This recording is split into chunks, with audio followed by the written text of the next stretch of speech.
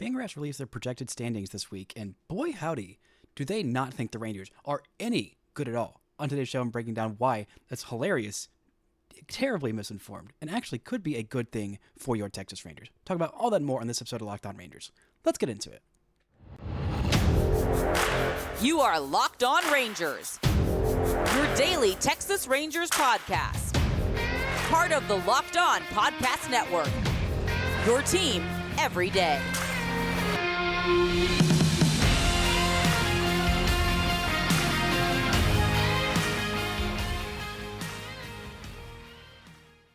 You are locked onto the World Series champion Texas Rangers. I'm Bryce Patrick, a criminally addicted Texas Rangers fan, covering this team for 10 seasons, including all 5 as the founder and host of this podcast. Thank y'all so much for making Locked On Rangers your first listen every single day. If you're not already, you can follow me on Twitter at Bryce Patrick. You can follow the show at Locked On Rangers. Hit subscribe on your favorite podcasting platform and on YouTube, where the best way you can help grow the show is to comment nearly any single thing below. Now, before we get into the laughable, hilariously bad Fangraphs projections for this season's standings, this episode is brought to you by Gametime.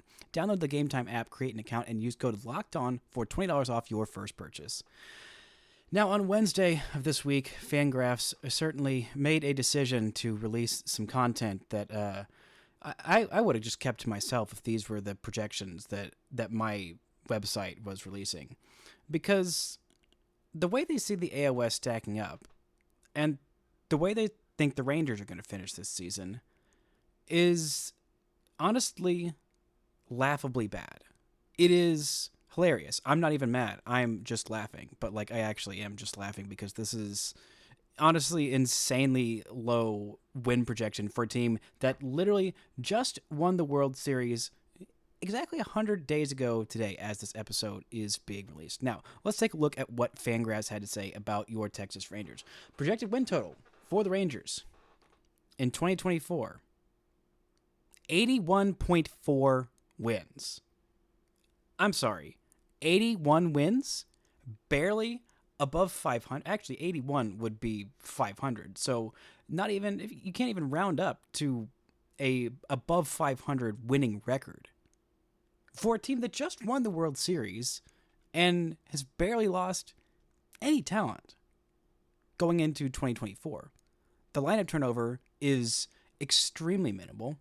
It's just Mitch Garver that's gone. That's it. And he's a fine, good player.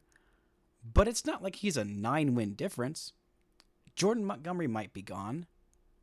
But the Rangers only had him from August on. That's not a 9-win difference, even combined. Now, they did lose a few relievers in Will Smith and the half season of Chris Stratton and the half season of Aroldis Chapman. And they also lost Martin Perez.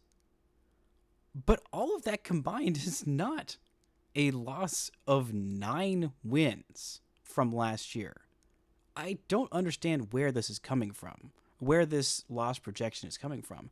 I mean, do they really think the Mariners are going to be that much better because they traded for a second baseman who was out of room on a Twins team and also reacquired Mitch Haniger, who was, mediocre at best? Or because they added Luke Raley? I just don't understand where these wins are coming from. And their World Series odds are honestly, objectively stupid. They're just stupid. The Rangers have 1.3% chance to win the World Series. 1.3? What? They have less than a third as good a chance as the Mariners, who have never even been to the World Series in their franchise's history. Not even once. They have not been the ALCS since, 2001? The Rangers, last year alone, won as many playoff series as the Seattle Mariners have in their franchise's history, which goes back to the 1970s. They did it in 1 year when they won the World Series, something the Mariners have never done. Now, the Astros being projected for 90.7 wins. That's fine. But they have the Rangers 4 wins ahead of the Angels. The Angels, who just lost Shohei Ohtani, who have a hobbled Mike Trout, who did bring on Ron Washington, but this is still an incredibly young, inexperienced, not great core. The Rangers' 1.3 chance to win the World Series is just barely ahead of the Guardians, who have absolutely no offense to speak of, a bullpen that definitely had some questions, and a starting rotation that is pretty good, but there's no offense there. Are you kidding me? Are you absolutely kidding me? They have the Blue Jays as more than 2 times better chance to win the World Series than the Rangers, and they're in an absolute bloodbath of division with 5 teams that are all going to be trying to make the playoffs and win and have scrappy, good teams in the AL East. But no, the Rangers have half as good a chance to make the World Series as the Blue Jays, who've been the definition of mid for decades. When was the last time they even made the ALCS? I honestly cannot remember the last time that the Blue Jays made the ALCS.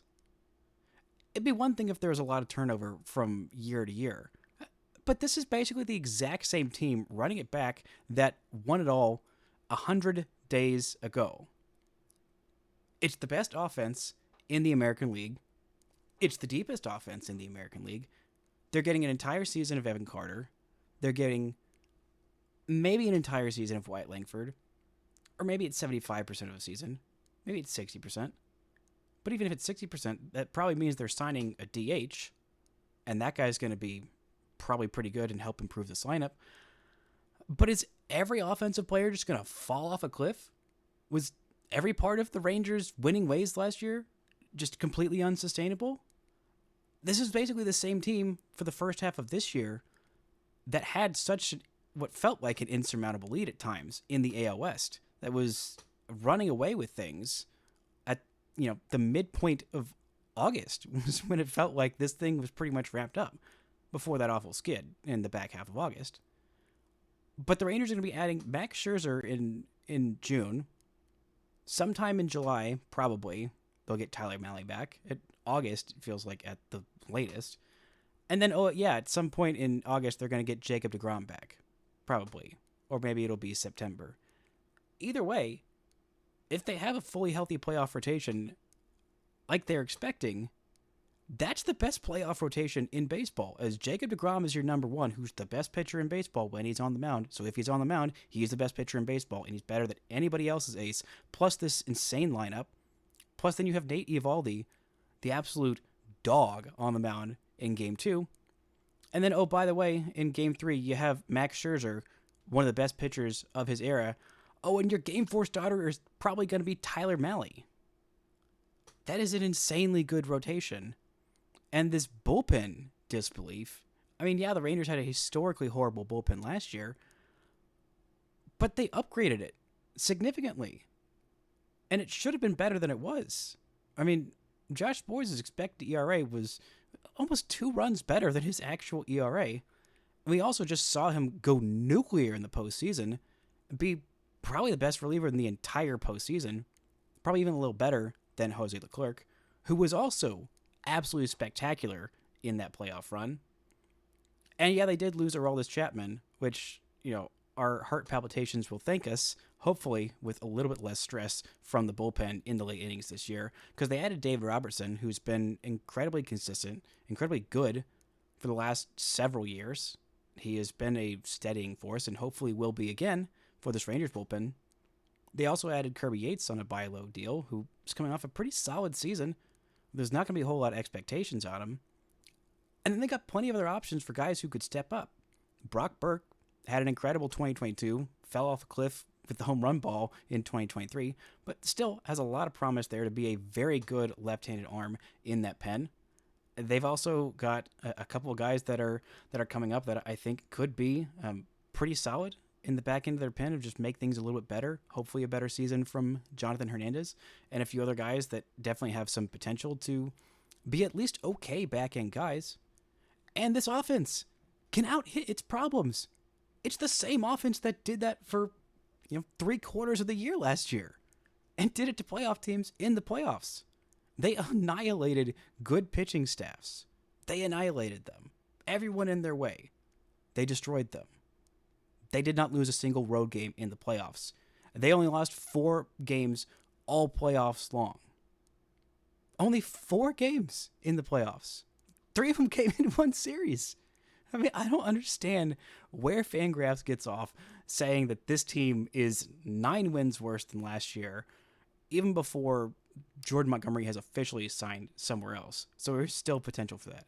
Coming up, we're going to look at what they said last year, why this bodes well for the Rangers, and why it's so important to establish those expectations early.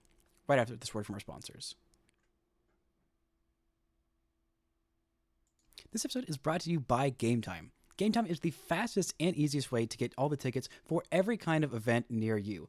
Just last week, I was going to a Dallas Mavericks game, and I was thinking, buying tickets is usually such a hassle. But, it was just the day of, and I was looking at ticket prices on Gametime, and I'm like, this is so easy. I mean, they give you all-in views from your seat of, what the ticket is going to look like, what your experience is going to look like while you're there. They give you all-in prices as well. Just saying, hey, all right, I know there's going to be some fees sometimes, but just let me know what the fees are up front, so I don't have to guess and say, oh, I'm getting this really great deal, and you get to check out and you see, oh my gosh, these fees, I'm paying twice as much as I thought. Gametime lets you know what the price of the ticket is right there from the app. They give you alerts to all kinds of good deals. They are obsessed with helping make it easy for you to get tickets to everything you want to get your tickets to. Take the guesswork out of buying tickets with Gametime. Download the Gametime app, create an account, and use code LOCKEDON for $20 off your first purchase. Terms apply. Again, create an account and redeem code LOCKEDON for $20 off. Download Gametime today. Last minute tickets, lowest price guaranteed. Locked On has launched the first ever national sports 24/7 streaming channel on YouTube, and now you can also find it on Amazon Fire TV. Locked On Sports Today is here for you 24/7, covering the top sports stories of the day with local experts of Locked On, plus our national shows covering every league. Find Locked On Sports Today channel now on Amazon Fire TV. Now, some people like to learn from their mistakes. I myself like to learn from my mistakes. When I mess something up, all you can do is look back at what you did and say, all right, I goofed that one up. Now let's try not to make that exact same mistake again. However, with these projections, Fangraphs looked at what they did last year and thought, we projected the World Series champion to win 81.9.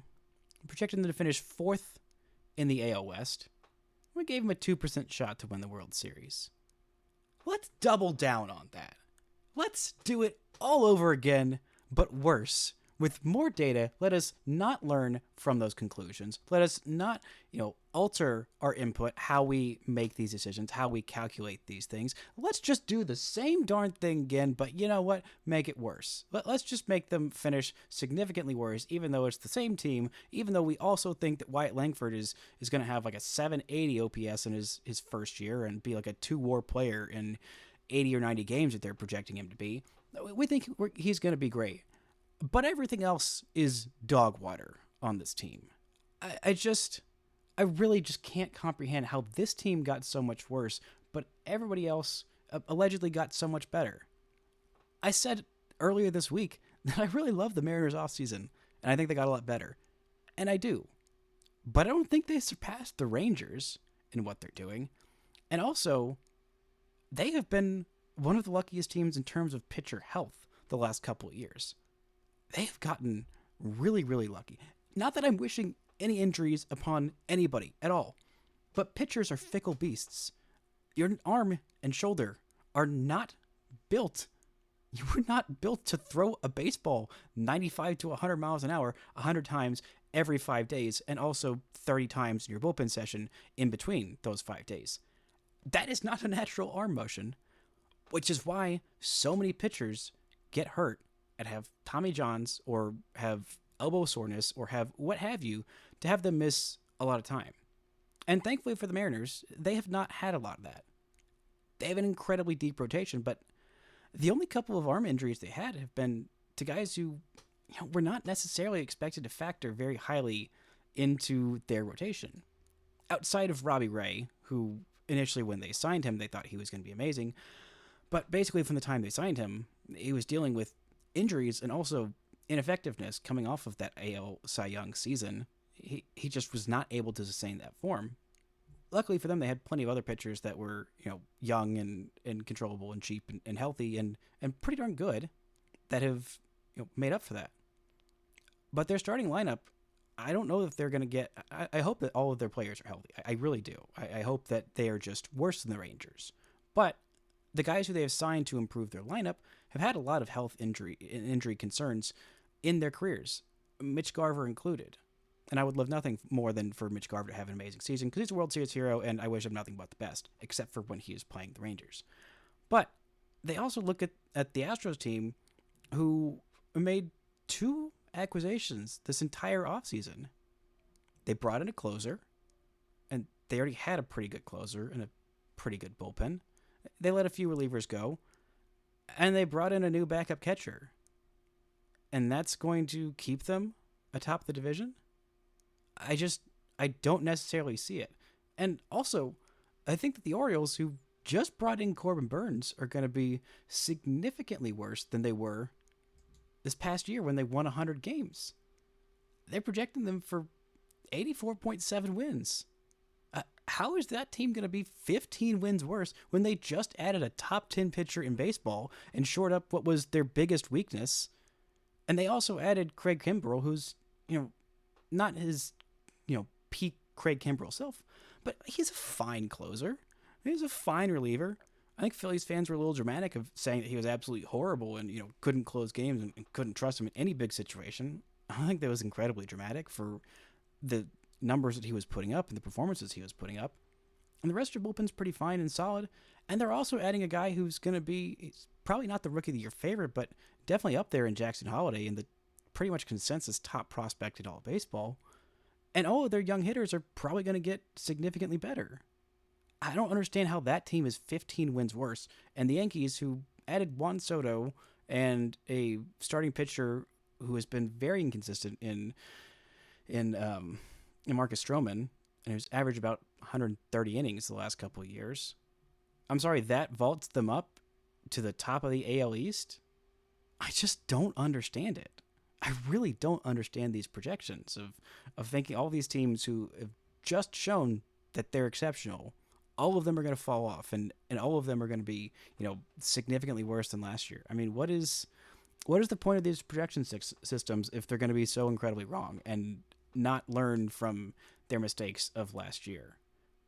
I mean, I still can't wrap my head around this team last year being projected to finish worse than the Angels and, barely above 500, and they ended up winning the World Series. Now, I'm not saying that World Series was predictable, and if you said the Rangers were winning the World Series from opening day, you're probably pretty delusional, and I envy your optimism. But even in my most optimistic mind, I thought maybe the ceiling of this team was 95 wins. Their Pythagorean record showed that they were about 95, 96 win team, and they were, and they did have the talent, and they also made those 2 big acquisitions at the trade deadline that I didn't see at the beginning of the year. If you would have told me at the beginning of the year that they would have been trading for Max Scherzer and Jordan Montgomery at the deadline, I would have thought, oh wow, something has gone horribly wrong for the Mets and horribly right for the Rangers. And that was the case, and that was very nice. And this team did win a World Series. And even at the beginning of October, even though I was saying the Rangers could win the World Series at the beginning of the playoffs, that was mostly fed by delusion because the playoffs are kind of random. But once you've seen a team that can do it and will be coming off the confidence of winning a World Series, it's not just the confidence of having a World Series win right under your belt that literally just happened. It's usually respect from teams around the league that kind of fuels everyone wants a chance at the champ. Everybody, in college football, when you've got that number 1 ranking next to you, every team's going to give you your best shot. Or if you're a blue blood or dynasty like in Ohio State or in Alabama or Georgia or Michigan, what have you, every team's going to give you their best shot. And usually when you're the reigning champs, in Major League Baseball, teams will give you your best shot. And teams will think, projections, media, everyone will think, okay, this team is legit. They literally just won it all. So I'm going to need to see them be bad before I, project them to be bad. But that has not been the case for the Rangers this offseason. It has been a case of, oh, well, even though Atlanta just won 1 game in the playoffs after having an amazing regular season, We're just saying that was fluky. That's never going to happen again. Obviously, the Braves are the best team in baseball. Or, oh no, the Dodgers, who have won one World Series, the same amount as the Rangers, same amount as the Braves as well in the last, I don't know, 20 years. Oh, that team is actually by far the best in baseball. And I think that's definitely due with the insane amount of acquisitions that the Dodgers made this offseason. But also, you can hold that in one hand and say, the Rangers are champs. They literally just knocked off their biggest bugaboo to get to the World Series and then won the first ever title in their franchise's history. So obviously they'll be feeling pretty good about themselves. They're returning most of the same team. Maybe they bring back Jordan Montgomery. Maybe they don't. But they're still going to have 3 pretty darn good additions into their starting rotation at midseason. And I just don't understand why teams aren't viewing the Rangers as the world champs, as the best team in the baseball, as the team that everyone's going to be giving their best shot. I don't think that's the case. In just a second, I'm going to tell you why. That's an incredibly good thing for the Rangers' chances to repeat as champs. Right after this word from our sponsors. Happy Super Bowl to all who celebrate from FanDuel, America's #1 sportsbook. If you're like me, Super Bowl Sunday is all about scoring the best seat on the couch, grabbing your favorite football snacks, and placing some super bets.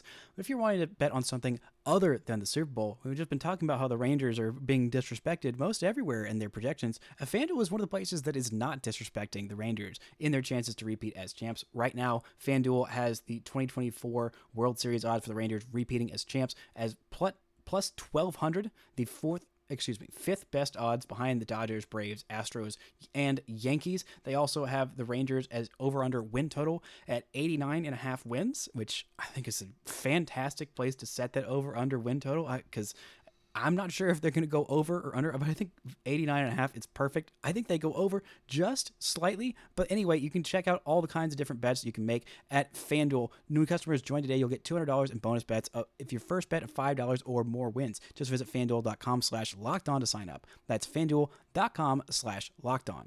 Make every moment more with FanDuel, an official sportsbook partner of the NFL. Shout out to the everydayers for making Locked On Rangers your first listen every single day. On tomorrow's show, I'll be back talking about 5 players I think will improve significantly in the 2024 season from what they did last year. Rangers players, to be specific. Now, the Rangers are being clearly disrespected a lot by these Fangraphs projections, but I wanted to give them a little bit of a benefit of the doubt and read some of the reasoning as to why the Rangers will be so much worse in 24 when they are the reigning world champs. This is a quote from their article talking about the reasoning for the Rangers being so low. They said, quote, "As for the Rangers, their challenge will be getting to the playoffs. 3 of their top 4 pitchers will miss the first half of the year, which is impacting their full season run prevention projection. Their bullpen remains sketchy at best. But if they're still in the thick of things when Jacob deGrom, Max Scherzer, and Tyler Mahle return, watch out. Our depth charts give that trio 17% of their starter innings, but that number might be above 50% by September. Our full year forecast simply can't account for that late season change." Well, yeah, thanks for stating pretty much the obvious of oh no, we think this team's going to look a lot different in the second half than the first half. Everybody knows that. But you can't project what this team will look like when they're healthy. I get that predicting what pitchers are going to look like when they come back from injury is difficult, but you have the kind of general timelines. Tommy John surgery is not as much of a mystery as it was in years past. It happens literally all the time. Almost every starting pitcher goes through it, and it's pretty predictable what they're going to do when they get back. Jacob deGrom is expected to get back in August. It's not like there's been no information, no updates on his health and his return. There hasn't been a whole lot on Tyler Mahle's, but there's already been a lot of updates on Max Scherzer's return. It looks like he's going to be back the soonest of everybody, and he's not coming back from Tommy John surgery. He's coming back from surgery on a herniated disc, and he's probably going to be ready before anybody else. But saying this bullpen is shaky at best, sketchy at best. I'm going to use the exact words there. It's like they didn't see what happened the entire postseason. It's like they haven't looked at the advanced numbers behind what Josh Sborz is and why the Rangers have stuck with him for so long, despite him having an ERA of around 5. It's like they didn't see what David Robertson just did. I mean, they're projecting basically every pitcher that the Rangers have that pitches more than 60 innings outside of, I think, Max Scherzer and Josh Sborz, who they project around like a 3.8 or a 3.9 ERA. I think everybody who's going to pitch for the Rangers is going to have an ERA above 4, including Nathan Eovaldi, who they project is going to have 170 innings, which also feels kind of insane predicting that. But it's not like these predictions are the be-all, end-all, or the ultimate truth on how good a team is going to do. Obviously, we saw last year that is very much not the case. They had both teams that were in the World Series projected to finish 4th in their own division. And, well, spoiler alert, that didn't happen. Those teams finished higher than 4th in their division. They projected the Diamondbacks for 78.4 wins last year, and they made it all the way to the World Series, and gave the Rangers a pretty decent shot. Not decent enough, maybe too decent for my taste. A sweep would have been even nicer. But hey, I'll take a World Series however I can get it. But there is some good news about bad projections, about lower expectations. This team is coming off a World Series, but I think projections like this and other ones that are expecting the Rangers to either, barely scrape into the playoffs, if not miss the playoffs altogether, is that it gives you the greatest gift of being a fan. In my opinion, the most fun time to be a fan of a team is when they are on the rise, when they're on the come up, when you get to legitimately say, hey, nobody believes in my team, but they're really darn good. And I want everybody to know that they're really darn good. The second best time to be a fan, I guess probably actually the best time is probably after winning your first championship in franchise history. So scratch that. Yeah, no, the best time is definitely soaking in the post-champagne bliss of the last 100 days of being reigning World Series champs and being like, wow, all you haters are mad. All you haters are dumb. Nobody understands that my team just kicked everybody's butts. Nobody thought it would happen, and it freaking did, and y'all can just suck it. And that's where Rangers fans are right now. They are in the combination of those two places.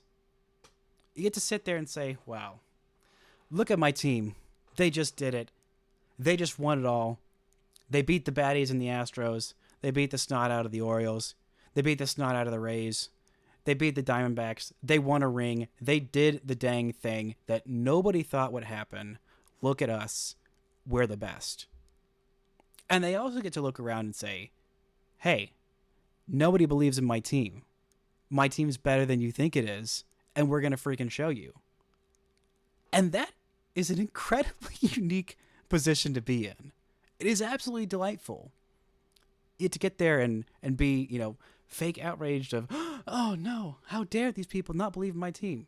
Well, my team believes in my team, and they believe themselves enough to win the dang World Series and have highlights of it that I will be watching pretty much every day for, I think, the rest of my natural born life. And then I think probably even a few days after I die, I would like someone to project, like in my coffin, that Corey Seager home run, just in case there's still part of me that's there, just for posterity's sake. I will never get tired of watching Joe Davis scream, high drive, it's tied. I'm going to watch it about 1 billion times the rest of my life. Maybe 2 billion. I don't know. But it is an absolutely delightful place to be as a fan, to get there and get the best of both worlds. Just like Hannah Montana and Miley Cyrus, Rangers fans are getting the best of both worlds. You get to be aggrieved at people disrespecting your team, the absolute gall of somebody to not believe in the amazingness of my Texas Rangers, of your Texas Rangers, of our Texas Rangers. How dare those morons disagree that this team is anything but amazing? And also get to still sit there with your crown being like, hey, look at that ring that literally just happened. Want to see me do it again? Want to see me do it again?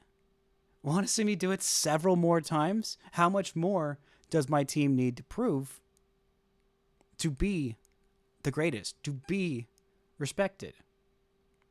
Now, I think the third best time to be a fan of a sports team is when you are the villain. When your team is the villain. Not for, having morally objectionable players on your team. Not for, just being rude and annoying and harassing other fan bases. Not for, cheating your way to a championship like, I don't know, some sports team might have done. I don't know who. I'm not naming names. Houston Astros. But because your team is so good that people are sick of watching your team win. They are tired of watching your team win. Every time your team loses, it is a celebration by the nation. That's the third best time to be a fan of a sports team. And I know a little bit about that because I've been an Alabama football fan since I was a freshman in college in 2012. So I know a little bit of what that's like. And if the Rangers continue on this trajectory, which I think they will, because right now they are the reigning champs, they do have an incredibly good core of hitters that are all going to be here for another 3 seasons. They're also adding one of the top prospects in all of baseball this season. They've got a guy who, in my opinion, should have finished at least top 3 in Rookie of the Year voting in Josh Young. They got little Evan Carter, who's 21 years old and was the number 3 hitter on a World Series team. They got Corey Seager here for more than another half decade. They've got several more years of Marcus Semien, I think another half decade of him as well. They're getting back Jacob deGrom at some point, and maybe at some point some of these young pitchers will start being something. But this team could be at the start of a dynasty. It always starts with a championship, kicking off a dynasty in earnest. They got a couple more years under contract of Bruce Bochy, and then we'll see what happens after that. If Bruce Bochy wants to ride into the sunset after a three-peat, I think that'd be just fine with me. But even if he does, even if the Rangers do three-peat, even in 2027, 2026, that would be after a three-peat, this team will still probably be set up to be incredibly good for the long haul. So, as a Rangers fan, thank Fangraphs for their crappy projections. Thank them for disrespecting your team. And enjoy the best time to be a fan of any kind of sports team as reigning champs who aren't getting that respect. Because, by gosh, this team is going to make people respect them in 2024. And if they don't, they still got that incredible World Series that we will treasure for the rest of time. That's going to do it for today's show. Thank you all so much for listening and subscribing. And until next time, don't forget to enjoy World Series champion Texas Rangers baseball.